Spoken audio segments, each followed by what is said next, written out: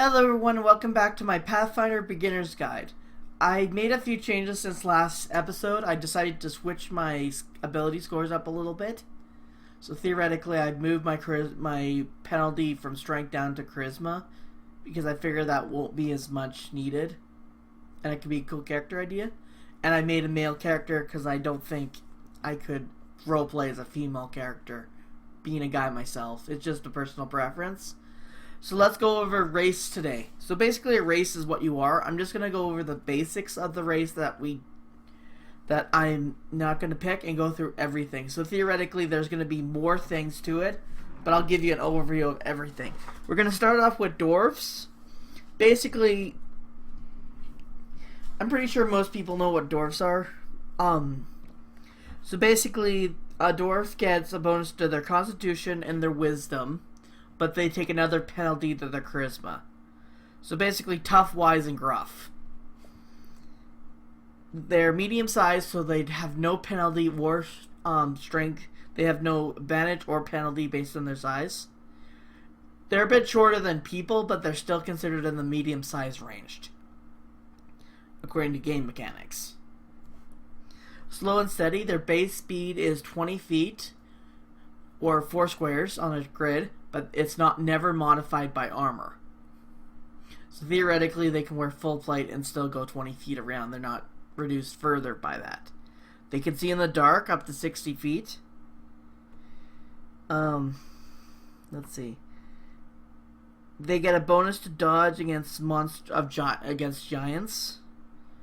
A +2 on their appraise skill check if the item is gemstones or if the item is made out of if the item is non-magical and it contains precious metals or gemstones.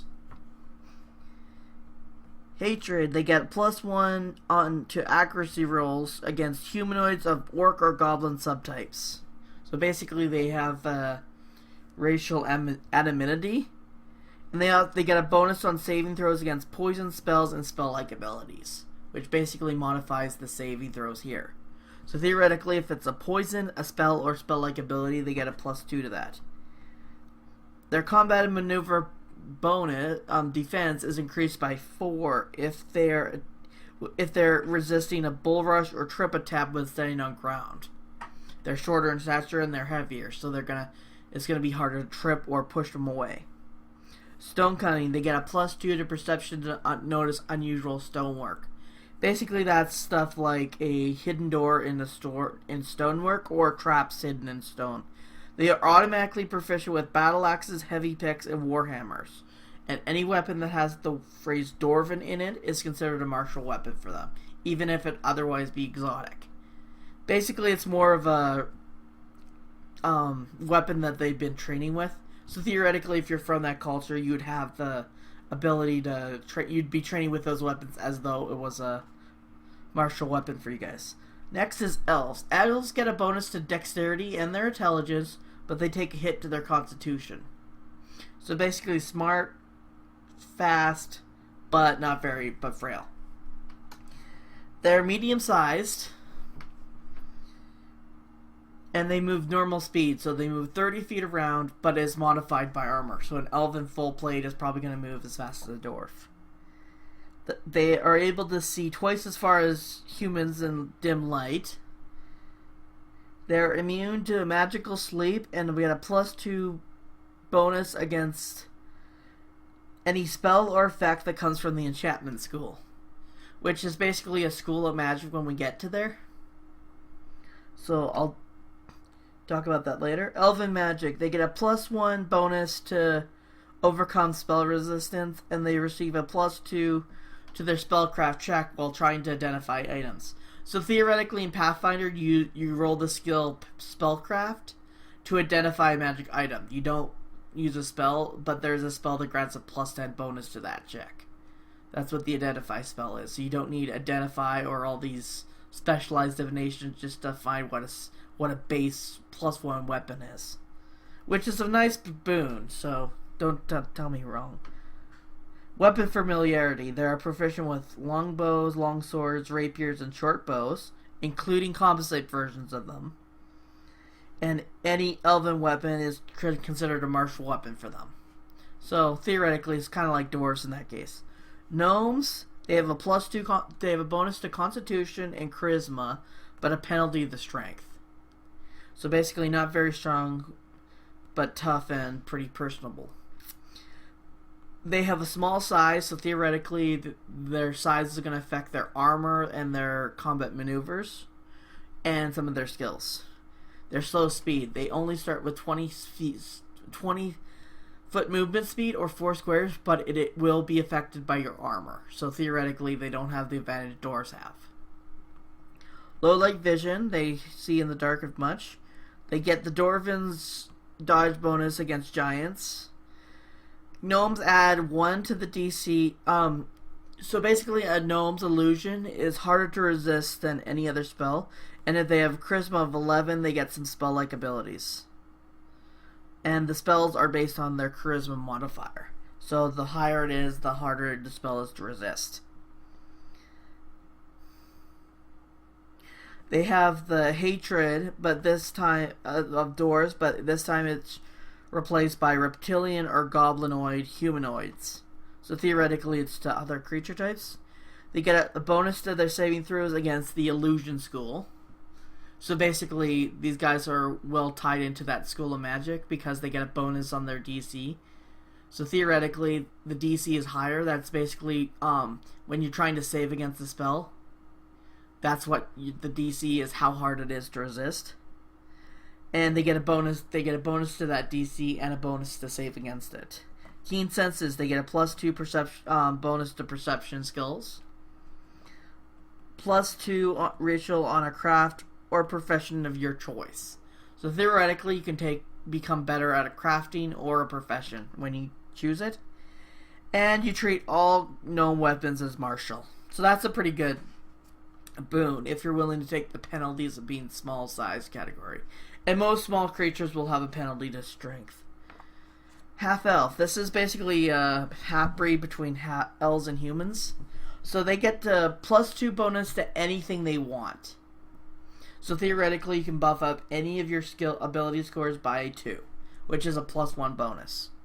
They're medium size, so no penalties or bonuses. They have normal speed. They have low light vision. They receive the skill focus as a bonus feat. So theoretically, what skill focus does, it adds 3 to any of the skills you want, but you have to choose the skill specifically. Elf blood, they count as elves and humans for all effects related to race, so theoretically they're both humans and elves at the same time. Keen senses, that's a +2 to perception. And they have 2 favorite classes when they start play. I'll go over favorite classes when we go over classes, but theoretically it just you can multi-class much easier. So that's the main bonus of being a half elf if you're planning to take multiple classes. Half orc, this is between human and orc. There's no orc-based class. There's no orc-based race, at least not in the core book. There's another one. There in other books. So basically, this is kind of more brutish. They get a +2 on any of their ability scores, just like half elf. They're medium size and normal speed. So theoretically, it's the same as half elf there. Instead of low light, they have dark vision of 60 feet, so they can see in the dark. They get a racial bonus to the intimidation skill check. They're counted as human orc for effects related to race. So theoretically, the dwarves are get a bonus on. So basically, a dwarf's hatred of orcs will count against half orc. So that's basically what it boils down to. Orc ferocity. Once a day, if you're brought to 0 hit points but not killed, you can fight for 1 more round as disabled. At the end of the next turn, unless brought to above 0 hit points, you immediately fall unconscious when you die. So basically, it's kind of like a final stand. Once a day, final stand. You are automatically proficient with great axes and falchions and any weapon with the word orc as a martial weapon. It's a nice bonus. Halflings. A good thing for halflings would be considered hobbits from Lord of the Rings. I'm pretty sure there's other things that were based on it too, but that's one of the good ways to think about them. They get a +2 dexterity, a +2 charisma, but get a penalty to strength. They're also small size, so that's very common for small size to get a penalty to their strength score. They have a slow speed of 20 feet. They get a +2 racial bonus against fear. It says that and they also get halfling luck, which is a +1 racial bonus on all saves, and the fearless stacks with it. It actually has a thing, this bonus stacks with the bonus grant for halfling luck. So, if you're affected by a fear effect, you get a total of +3 to your saves. But you get a +1, a +2 on your saves. If it's a fear effect, and you get a +1 on all your saves no matter what, which is a nice boon. Keen senses, which is the bonus to perception. Sure-footed, you get a +2 racial bonus on acrobatics and climb. And you're automatically proficient with slings and treat any weapon with the word halfling as it as a martial weapon. So that's actually a nice boon. It's not really a great boon. Slings aren't the greatest weapon, but theoretically free proficiencies. Human, this is basically a very basic one. It's +2 to any ability score you want. That's where the half-breeds get their bonus from. They're medium-sized. A normal 30-foot movement speed. They get an extra bonus feat at first level. We'll go over that when we go through feats. So theoretically, instead of 1 feat that everybody gets, you get 2 of them. You get an extra for every skill level you take. You get an additional skill rank. So theoretically, you can just start picking more skills. Basically, when you're determining your skills, your intelligence is considered 2 higher, or 1 modifier higher. And that's the end of the races for this one anyways. So when looking through that, I have a feeling I'm going to take Elf for this character. So let's see, I'm going to increase my dex to 18, which is a +4. Intelligence to 18, which is a +4. And bring my constitution down to 8, which is a -1.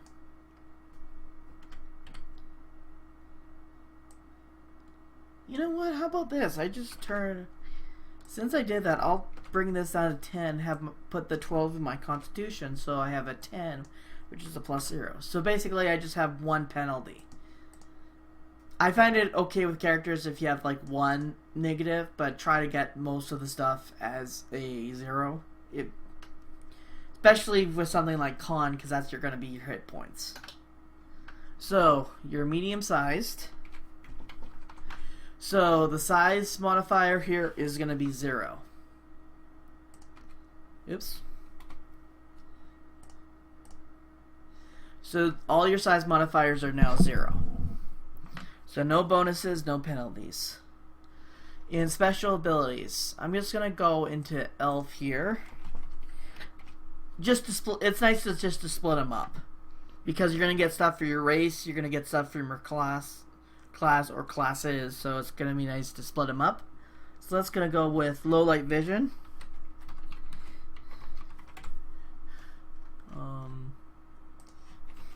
30-foot movement speed, which is 6 squares.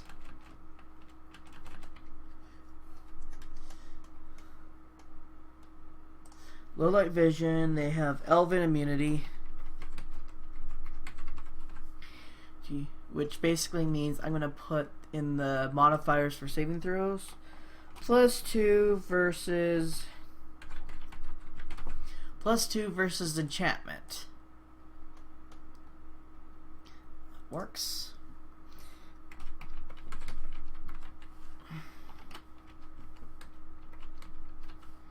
+1 versus SR and a +2. Oh, I'll just put the in the conditional modifier, so it's gonna be +2 spellcraft, 2 +2 spellcraft to identify items, because that's a conditional modifier to the skills. Let's see, Elven Magic. Keen Senses, +2 on the Perception skill. So, Perception. So, theoretically, it's a flat bonus, so I'll just put it into the Mystic modifier. Now you're weapon familiarity.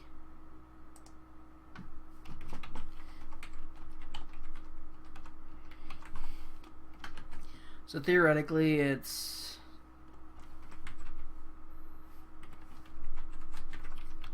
long/short bows, long swords, and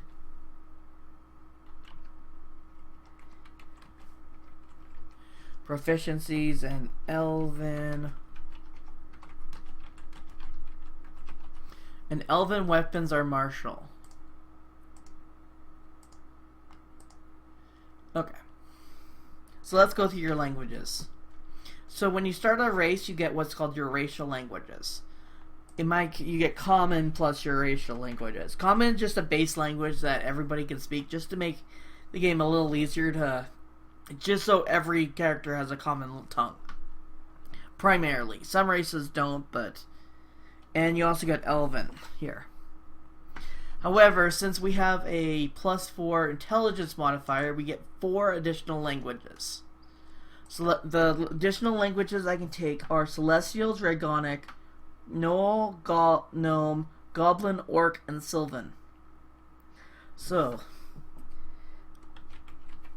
I always find it nice to take Dragonic as a language because eventually you're going to come across that. Well, either a dragon or a Dragonic. It's Dungeons and Dragons, you might as well have that. Celestial. Just so you know, Dragonic is the language of dragons and kobolds. Celestial is the language of any celestial being. That includes angels and a lot of other beings from heaven or any good land outsider, which is basically a pretty good thing. So taking Celestial is pretty close. Sylvan, that's the language of most Fae. So theoretically, since elves live in woods, and that's going to be a common language among fairies and stuff like that. So I get one more. I think I'm going to pick a more common language, so I'm going to take Orc. Because Orc is the... Okay, so that's... Because most likely you'll come across orcs early and on in a campaign. So theoretically I got elves, I got kobolds, Celestial, which is going to be a lot of holy scripture, Sylvan, which is going to be a lot of speaking to natural things, and Orc, which is going to be kind of a early on kind of spying thing.